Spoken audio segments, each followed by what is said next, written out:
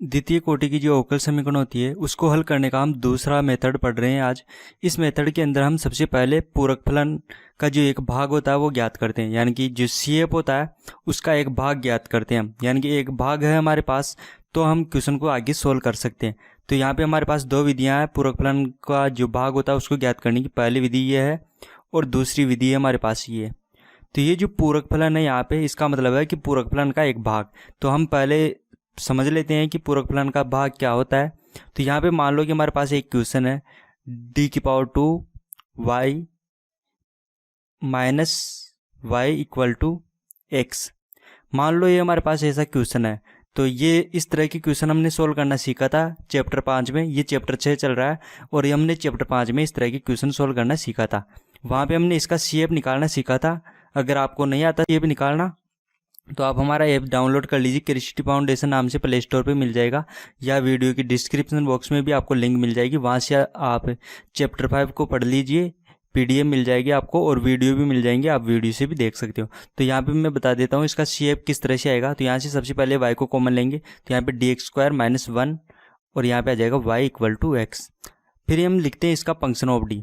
तो function of d लिखेंगे हम यहाँ पे, तो हमारे पास यहाँ पे फंक्शन ऑफ d आ जाएगा d⁻² - 1, क्योंकि y के साथ में यहाँ पे जो भी आएगा वो होगा फंक्शन ऑफ d, क्योंकि y है यहाँ पे परतंत्र चर। तो यहाँ पे देखो ये हो गया हमारे पास फंक्शन ऑफ d। फिर लिखते हैं हम सहायक समीकरण। सहायक समीकरण होती है function of m equal to 0। तो यानी कि जहाँ पे d है वहाँ पे हम m लिखेंगे और उसको 0 के बराबर लगाएंगे। तो यहाँ पे d के स्थान पे हम m लिखेंगे तो m⁻² - 1 इक्वल टू 0। तो यहाँ से हमें m के दो मान मिलेंगे +-1। अब इसके लिए CF लिखेंगे तो हमारे पास CF आता है इस तरह से e⁻c, यहाँ पे आता है C1 एक कांस्टेंट आता है C1 e⁻x, फिर प्लस C2 e⁻−kx, क्योंकि जब यहाँ पे +1 होगा तो उसके लिए यहाँ पे पावर +1 आ गई और जब माइनस था तो यहाँ पे माइनस का अक्स आ गया। तो ये हमारे पास CF होगा। तो CF का भाग क्या होता है, ये जो कांस्टेंट के साथ आता है ये होता है CF का भाग, यानी कि यहाँ पे e⁻x CF का एक भाग है। यहाँ पे ये कांस्टेंट है तो कांस्टेंट के साथ में ये आ रहा है। कांस्टेंट कौन सा, जो हमने माना था, यहाँ पे C माना है हमने कांस्टेंट, सफेद चर जो हमें समाकलन करते टाइम हम मानते हैं वो है यहाँ पे ये C। और जो इसका गुणांक होता है, यानी कि इसके साथ जो भी गुणा में आता है वो होता है इसके साथ में इसका CF का भाग। यहाँ पे e⁻−x, ये भी CF का भाग है, यानी कि यहाँ पे दो CF के भाग है, ये और ये। तो यहाँ पे हम देख सकते हैं कि पावर 2 है, यानी कि द्वितीय घात का अवकलन द्वितीय कोटि का अवकलन समीकरण है, यानी कि जितनी d की पावर जितनी होती है, या आप ऐसे समझ सकते हो कि जितनी ऑर्डर का जो अवकलन समीकरण होता है उतना ही इसमें CF के भाग होते हैं। तो यहाँ पे CF के दो भाग है हमारे पास, तो दोनों में से एक भाग भी हमें पता हो तो हम क्वेश्चन को सोल्व कर सकते हैं इस विधि से। और ये तो थी विधि जिसके अंदर क्या है कि यहाँ पे देखो, यहाँ पे x y कुछ भी गुणांक में नहीं है, x का गुणांक नहीं है, इसके साथ यहाँ पे इसके आगे x का गुणांक नहीं है, इसके साथ भी x का गुणांक नहीं है। लेकिन ये जो इक्वेशन है इसमें x का गुणांकों का, देखो यहाँ पे p और q है, ये x के पदों में है, x के फलन है। तो हम क्या करेंगे, इस विधि को यूज में लेंगे जब गुणांक में x के पद हो।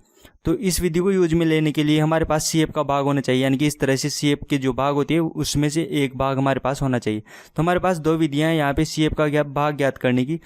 पहली विधि है इस तरह से, यहाँ पे कोई m है हमारे पास रियल नंबर, कोई भी रियल नंबर हो सकता है m।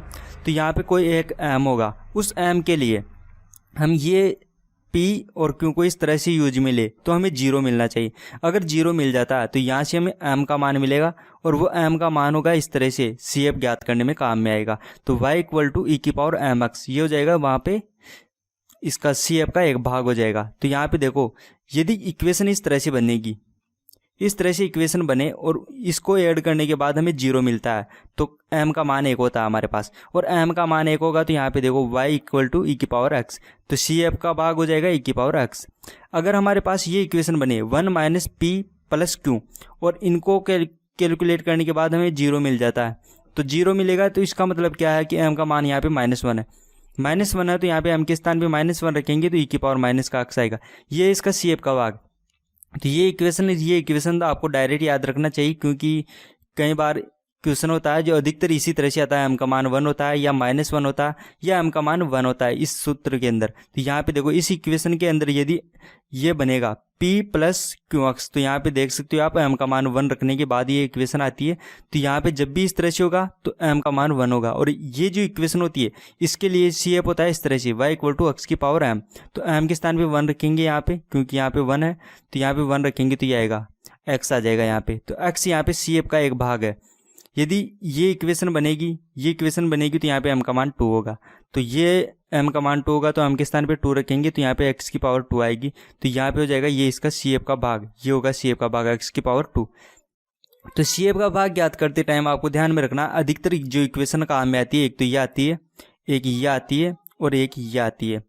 और ये m का मान इन तीनों के अलावा कभी और भी आ सकता है, लेकिन फिर वो जटिल हो जाता है। जैसे कि m का मान 2 होगा तो वो इक्वेशन थोड़ी जटिल हो जाएगी, तो इस तरह से हमें देते नहीं है जैसे क्वेश्चन। फिर भी हमें पता होना चाहिए ये जनरल इक्वेशन है, इससे हम ज्ञात कर सकते हैं यदि और भी मान हुआ तो ज़रूरी नहीं। और एक ये बात कि कोई भी जो क्वेश्चन है तो उसका CF का भाग इन दोनों विधियों से ज्ञात कर सकें, ये सब ज़रूरी नहीं है। कई क्वेश्चन ऐसे आएंगे जिसके अंदर CF का भाग नहीं ज्ञात कर सकते, तो उसके लिए दूसरी विधियाँ हैं हल करने की। ये विधि तभी लगेगी जब CF का एक भाग हमें ज्ञात करना आ जाए या एक भाग ज्ञात करना संभव हो। तो सबसे पहले हम यहाँ पे इस वीडियो के अंदर 5 एग्जाम्पल से CF का भाग ज्ञात करना सीखेंगे, और पांचों एग्जाम्पल समझने के बाद जो नेक्स्ट वीडियो बनाऊंगा मैं उसमें हम क्वेश्चन सोल्व करना सीखेंगे। तो हम यहाँ पे पहला एग्जाम्पल देखते हैं। हमारे पास पहला एग्जाम्पल है ये हमारे पास इसका पहला एग्जाम्पल है। तो यहाँ पे देखो, यहाँ पे हमें क्वेश्चन में पहले से ये दिया हुआ है कि इसका जो पूरक फलन का एक भाग ज्ञात कीजिए। पूरक फलन होता है CF, यानी कि हमें CF का भाग ज्ञात करने के लिए बोला है। तो इसका मतलब ये है कि इसका CF का भाग जरूर है तो सभी के अंदर होता है, लेकिन इसका हम ज्ञात कर सकते हैं, इसीलिए हमने पूछा है यहाँ पे। तो यहाँ पे सबसे पहले हम इसको जनरल जो इसका सामान्य रूप होता है, मानक रूप होता है, उसमें लिख देते हैं। तो ये होता है इसका मानक रूप। मानक रूप के अंदर यहाँ पे देखो डबल अवकलन होता है ना, उसका जो यहाँ पे गुणा में होता है वो 1 होता है इसका गुणांक। तो यहाँ पे x की पावर 2 नहीं होना चाहिए तो मैंने x की पावर 2 से इसमें भाग दे दिया, और ये हो गया हमारे पास इसका मानक रूप। अब मानक रूप हो गया तो ये हो गया हमारे पास p, ये हो जाएगा q और ये हो जाएगा r की यहाँ पे आवश्यकता नहीं है क्योंकि p और q ही हमारे फॉर्मूले में आ रहा था। तो हम यहाँ पे p और q को अलग करके लिखते हैं। तो यहाँ पे देखो ये p और q को किस तरह से यूज मिले कि हमें 0 मिले। तो यहाँ पे देख सकते हो आप, यदि मैं यहाँ पे इसको x से गुणा कर दूँ, इन दोनों को ऐड कर दूँ तो मुझे 0 मिलेगा। तो यहाँ पे आप देख सकते हो जैसे मैं इसको x से गुणा करूँगा और इसको इसके अंदर ऐड करूँगा तो मुझे क्या मिलेगा p, और इसके अंदर मैं ऐड करूँगा q को x से गुणा करने के बाद, तो मुझे 0 मिलता है यहाँ पे। और जब भी ये इक्वेशन आती थी तो आपने देखा होगा कि ये इक्वेशन कब आती है, जब m का मान 1 हो। जब m का मान 1 होता है तब ये इक्वेशन आती है। तो इसके लिए हम CF लिखेंगे अब। तो इसके लिए CF हो जाएगा इस तरह से, देखो p plus q into x. जब इस तरह से हमने किया तो हमें क्या मिला, 0 मिल गया यहाँ पे। जब भी ये 0 मिलता है तो m का मान होता है 1, और ये इक्वेशन जब भी लगती है तब क्या होता है, x की पावर m के रूप में आता है, x की पावर m। तो x की पावर m CF का भाग होता है, m का मान 1 है यहाँ पे, तो x की पावर 1 यानी कि x हो गया हमारा CF का भाग। तो यहाँ पे y equal to X CF का एक भाग हो चुका है। वहाँ पे मैंने आपको 2 इक्वेशन बताई थी, जिसके अंदर एक तो था y इक्वल टू एक्स की पावर m, और एक था y इक्वल टू e की पावर mx। तो यहाँ पे आपको ध्यान रखना किसमें x की पावर m आता है और किसमें e की पावर mx आता है। तो ये दोनों चीज़ें आपको ध्यान में रखना है। जब ये इक्वेशन आएगी तो आपको x की पावर m वाला सूत्र लगता है,